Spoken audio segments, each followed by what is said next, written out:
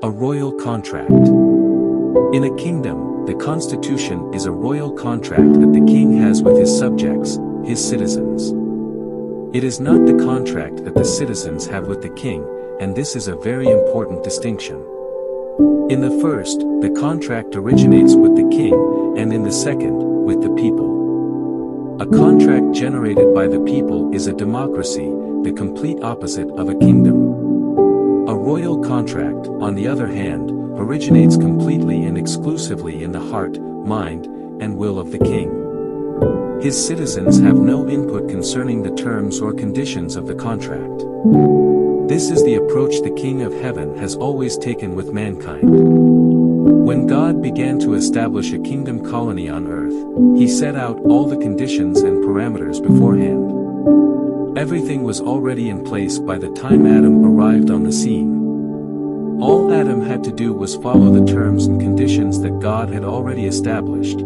Then God said, "Let us make man in our image, in our likeness, and let them rule over the fish of the sea and the birds of the air, over the livestock, over all the earth, and over all the creatures that move along the ground." So God created man in his own image, in the image of God he created him, male and female he created them. God blessed them and said to them, "Be fruitful and increase in number, fill the earth and subdue it.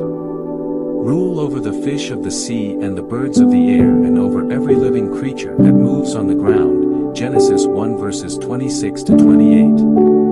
Now the Lord God had planted a garden in the east, in Eden, and there he put the man he had formed. The Lord God took the man and put him in the Garden of Eden to work it and take care of it. And the Lord God commanded the man, "You are free to eat from any tree in the garden, but you must not eat from the tree of the knowledge of good and evil, for when you eat of it you will surely die." Genesis 2:8-15-17. As you can see, this entire contractual process was completely unilateral on God's part. Adam had no input at all.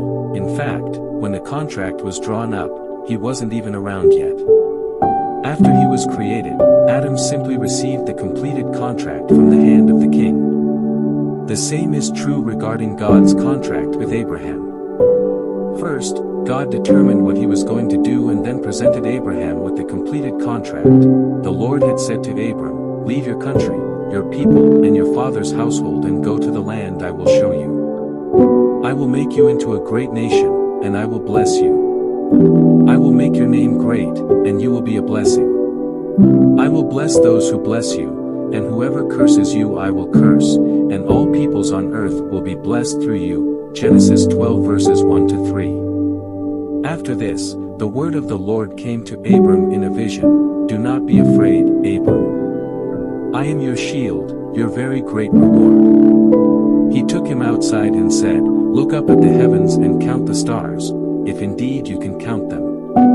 Then he said to him, "So shall your offspring be." Genesis 15 verses 1 and 5. Such unilateralism on God's part is an expression of his sovereignty. To both Adam and Abram, God was saying, "This is my government, this is the agreement I am making with you. You don't dictate the terms or tell me what you want. I tell you what I want for you and what I will do for you." A kingdom constitution is initiated by the king, from the king, and for the king's pleasure. A kingdom constitution, then, is the document that constitutes the king's desire for his citizens. In a republic, the constitution is the people's contract with themselves, while in a kingdom it is the king's contract for the people. In a democracy, the people plan and decide what they want to happen to them.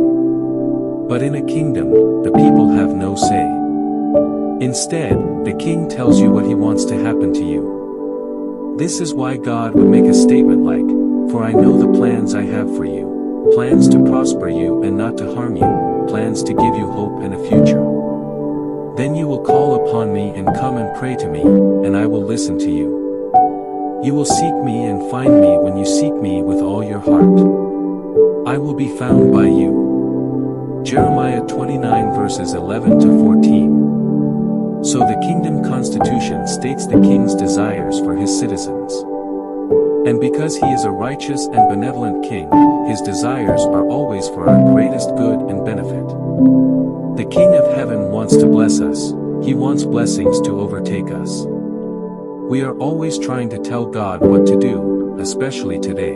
Here's what I want, here's what I want, here's what I want. But God says, in this kingdom, I make the contracts.